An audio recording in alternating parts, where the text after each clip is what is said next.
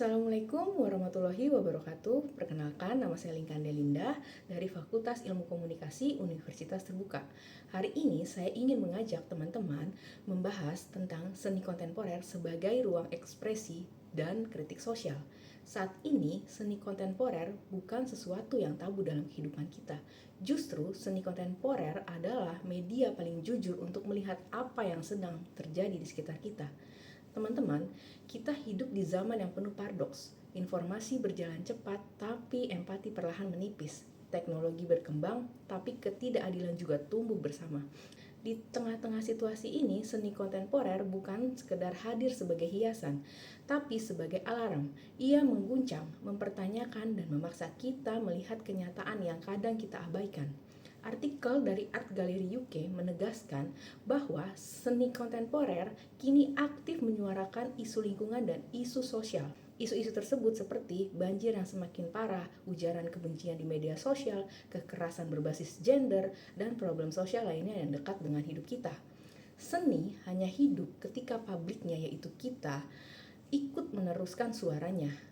Kita tidak bisa hanya menonton, kita juga harus terlibat, dan terlibat itu tidaklah susah.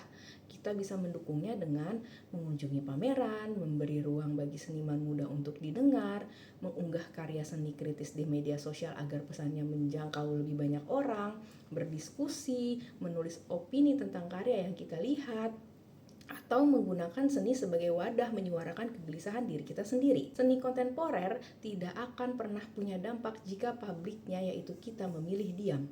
Kita semua bisa menciptakan karya seni yang kritis, tidak perlu menjadi seniman besar. Lewat poster, foto, video pendek, ilustrasi digital, bahkan coretan catatan, itu semua bisa menjadi bentuk perlawanan terhadap ketidakadilan. Lewat seni, muncul satu pertanyaan sederhana namun tajam. Apakah kita masih peduli? Artikel PUISBM UNESA 2025 menyebutkan bahwa seni kontemporer bukan sekedar gaya visual, tapi sikap kritis terhadap realitas sosial dan politik. Ini penting karena kita hidup di masa ketika suara kritis sering dibungkam oleh algoritma, budaya popularitas, atau bahkan ketakutan sosial.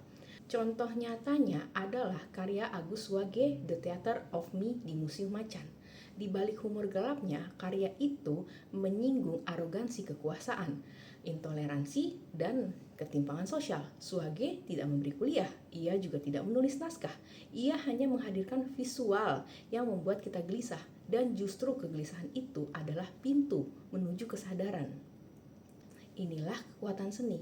Ia tidak memaksa, tapi ia mengusik.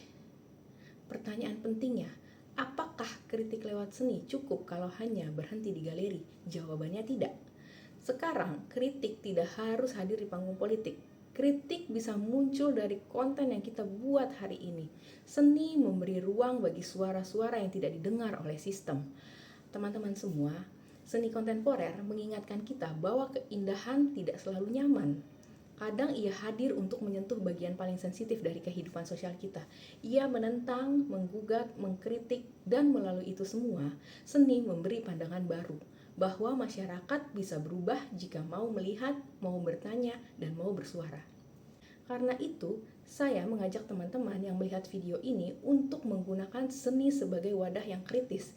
Jadikan karya teman-teman sekecil apapun sebagai suara yang menolak ketidakadilan, sebagai refleksi atas apa yang salah, dan sebagai pengingat bahwa kita masih peduli.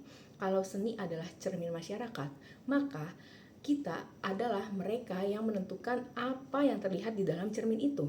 Terima kasih, demikian pidato saya mengenai seni kontemporer antara ruang ekspresi dan kritik sosial. Waalaikumsalam warahmatullahi wabarakatuh.